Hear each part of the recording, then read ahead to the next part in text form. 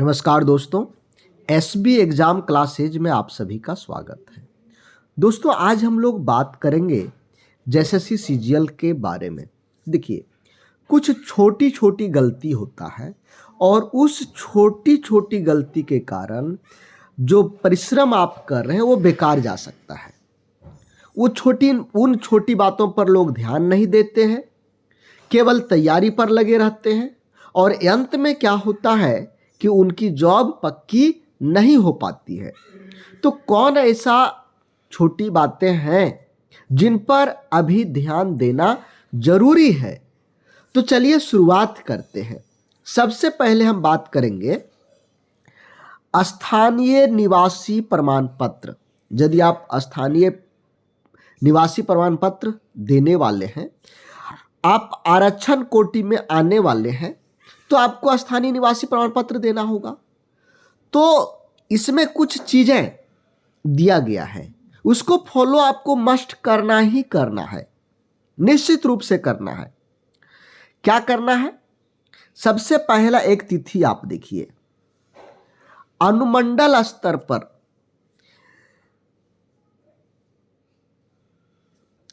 2/6/2016 या इसके पश्चात निर्गत स्थानीय प्रमाण पत्र मान्य होगा।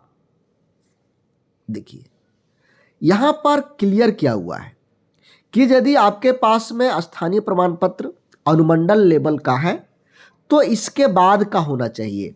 यदि इसके पहले का 2016 में 6ठा महीना 2 तारीख इसके पहले का बना हुआ है तो वो आपका मान्य नहीं होगा।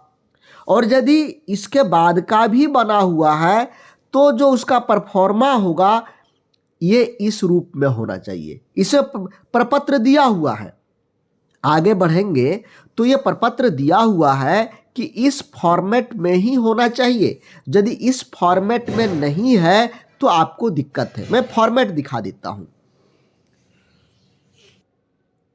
देखिए, ये आपका फॉर्मेट है। सबसे ऊपर में कार्यालय का नाम होना चाहिए, उसके नीचे झारखंड का स्थानीय निवासी प्रमाण पत्र होना चाहिए, ये सब पता, और संकल्प संख्या आपका ये दर्ज होना चाहिए। ये संकल्प संख्या दर्ज होना चाहिए। साथ ही साथ इसमें एक और बिंदु ये आपका दर्ज होना चाहिए। देखिए, ये लाइन झारखंड के अतिरिक्त किसी अन्य राज्य केंद्र शासित प्रदेश के स्थानीय निवासी नहीं होने का प्रतिज्ञान प्रतिबद्धता की गई है, ये उल्लेखित होना चाहिए। यदि ये आपके स्थानीय में नहीं है तो अब टाइम है, अभी बना लें। दूसरी चीज, जब आप स्थानीय प्रमाण पत्र बना रहे हैं तो उसमें शैक्षिक कार्य के लिए नहीं होना चाहिए, शैक्षणिक कार्य के लिए नहीं होना चाहिए। साथ ही साथ सेना में भर्ती के लिए भी नहीं होना चाहिए। ये 2 कामों के लिए यहां लिखा रहता है ना कार्य, क्यों? तो वो 2 काम के लिए नहीं होना चाहिए। तो इस पर आप ध्यान देंगे। ये हो गया आपका अनुमंडल स्तर पर। यदि सीओ स्तर यानी अंचलाधिकारी की बात करें तो वो कब होना चाहिए वो मैं बता रहा हूं। यदि आपका अंचल अधिकारी यानी सीओ ऑफिस से निर्गत है तो वह इस डेट के पहले 19/7/2019 के पहले का मान्य नहीं होगा। दूसरी बात, 2/6/2016 के पूर्व किसी भी स्तर से निर्गत प्रमाण पत्र मान्य नहीं होगा। इसके पहले और इसके पहले ये 2 डेट आप अपने सर्टिफिकेट में, जो आपका स्थानीय निवासी प्रमाण पत्र है, उस पर मैच करके देख रहे हैं कि ये डेट के पहले का तो नहीं है। आगे देखिए, यदि पिता और पति के आधार पर निर्गत है तो मान्य होगा लड़की के लिए। पति के आधार पर निर्गत स्थानीय निवासी प्रमाण पत्र एवं अन्य प्रमाण पत्रों में अभ्यर्थी का नाम भिन्न होने पर प्रमाण पत्रों की जांच के दौरान इस संबंध में शपथ पत्र समर्पित करना होगा। जिससे बहुत सारे लोग देखिएगा कि कुमारी और देवी ये कर देते हैं। तो यदि नाम में भिन्नता कुछ पाई जा रही है तो इस हिसाब से आपको शपथ पत्र देना होगा। अब देखिए जाति प्रमाण पत्र के बारे में, जाति प्रमाण पत्र के बारे में देखिए, सबसे पहले जाति प्रमाण पत्र के बारे में एक चीज हम आपको बता दें कि जाति प्रमाण पत्र भी दो जगह से निर्गत होता है, जिला अनुमंडल या अनुमंडल पदाधिकारी और एक सीओ ऑफिस से। ये कार्मिक ये जो पॉइंट है इसको ध्यान में देखिए, ये जो आपका प्रपत्र है उसमें ये दर्ज होना चाहिए। साथ ही 25/2/2019 को अथवा उसके पश्चात निर्गत होना चाहिए सीओ अंचल लेवल से, और उसका प्रपत्र 3, जिस तरह से हम नीचे आपको प्रपत्र दिखाए स्थानीय का, उसी तरह से प्रपत्र दिया हुआ तीसरा, उसको आप मिला लें। साथ ही साथ यदि आप पिछड़ा वर्ग 1 में आते हैं, पिछड़ा वर्ग 2 में आते हैं, तो 29/8/2012 के पश्चात का होना चाहिए, जिसमें क्रीमी लेयर जाति प्रमाण पत्र जिसका मानक प्रपत्र 2 है, ये आप जरूर देख लें इस तरह का फॉर्मेट में आपका है या नहीं है। एक चीज ध्यान दीजिए, यदि आपका जाति प्रमाण पत्र की वैधता समाप्त हो गई है, जाति प्रमाण पत्र आपका पहले का है, उसको वैलिड नहीं किया जा रहा है, जैसे 25/2/2019 के पहले का है, जबकि चाहिए जाति प्रमाण पत्र 25/2/2019 के बाद का, लेकिन आपके पास पहले का है और पहले का है तो वो उसका वैधता समाप्त हो गई, तब क्या करना पड़ेगा, प्रपत्र 15 में एक आपको घोषणा पत्र देना पड़ेगा। प्रपत्र 15 नीचे देखिएगा, प्रपत्र 15 दिया हुआ है, प्रपत्र 15 जिसका कॉलम इस तरह से दिया हुआ है, प्रपत्र परिशिष्ट 5, इस पर आपको स्वयं इसको भर के देना है। किसी में इस पेपर पर किसी का साइन नहीं करवाना है, केवल आपको घोषणा करना है। कब घोषणा करना है, जब आपका जाति प्रमाण पत्र एक्सपायर कर गया है, लेकिन जो ओबीसी वाला प्रमाण पत्र है वो आपका वैध है, ऐसी स्थिति में आपको ये स्व घोषणा पत्र देना होगा।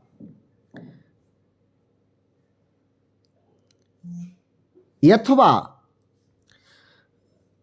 अंचल अधिकारी 25/2/2019 के बाद का निर्गत जाति प्रमाण पत्र आप लगा सकते हैं।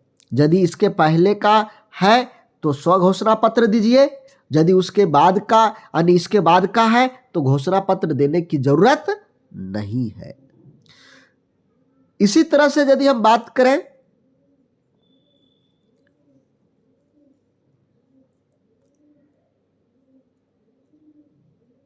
देखिए ये इस पॉइंट को, अत्यंत पिछड़ा वर्ग 1 यानी अनुसूची 1, पिछड़ा वर्ग 2 अनुसूची 2 के संबंध में केंद्र सरकार में नियुक्ति हेतु केंद्र सरकार द्वारा निर्धारित विहित प्रपत्र में निर्गत जाति प्रमाण पत्र मान्य नहीं होगा। ये ध्यान रखिए कि आपका जो प्रपत्र है वो केंद्र सरकार वाला है या जो प्रपत्र में आपको ऊपर में दिखाया प्रपत्र 5 उसके आधार पर है। यदि उसके आधार पर प्रपत्र 5 के आधार पर है तो ठीक है, लेकिन केंद्र सरकार के नियुक्ति के लिए आप यदि बनाए थे ओबीसी सर्टिफिकेट तो वो मान्य नहीं होगा। साथ ही साथ यहाँ पर देखिए लिखा हुआ है शैक्षणिक कार्यों, सेना में भर्ती के लिए निर्गत जाति प्रमाण पत्र, आय प्रमाण पत्र, संपत्ति प्रमाण पत्र आरक्षण कोटि निर्धारण के लिए अनुमान्य नहीं होगा। यदि इसके आधार पर यदि आप आरक्षण चाहते हैं जिसमें आपका लिखा हुआ है, एक बात यहां पर क्लियर है कि पिता के आधार पर निर्गत जाति प्रमाण पत्र ही मान्य होंगे। इसका मतलब क्या हुआ, यदि आप विवाह कर लिए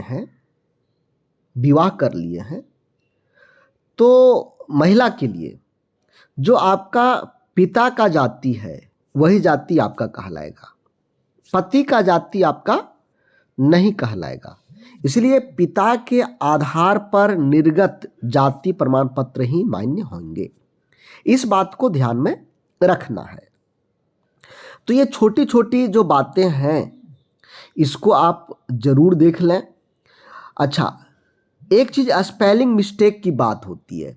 कभी कभी लोगों की स्पेलिंग मिस्टेक होता है, तो ऐसी स्थिति में आप देखेंगे कि 10वीं में कुछ है, 12वीं में कुछ है, ग्रेजुएशन में कुछ है। तो ऐसी स्थिति में कौन सा आपको भरना है?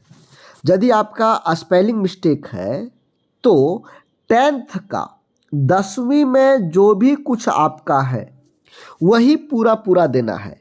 जन्म तिथि, स्पेलिंग, ये सारा कुछ आपको 10वीं वाला ही देना है।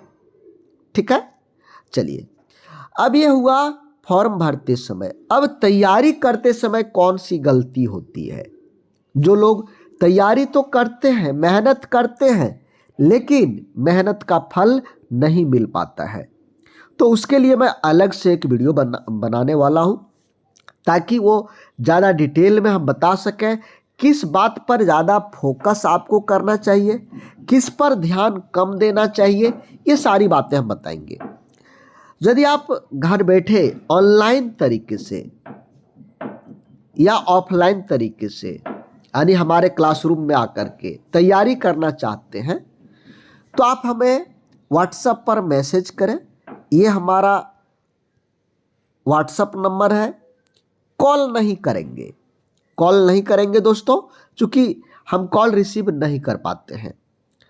यह हमारा ऐप है एसबी एग्ज़ाम ऐप को प्ले स्टोर से डाउनलोड करें। ये पीला कलर का आपको दिखाई पड़ेगा। आप अपना जैसी सीजीएल कोर्स को चुनें और तैयारी करें। तो आज के लिए बस इतना ही। Thank you. जय हिंद।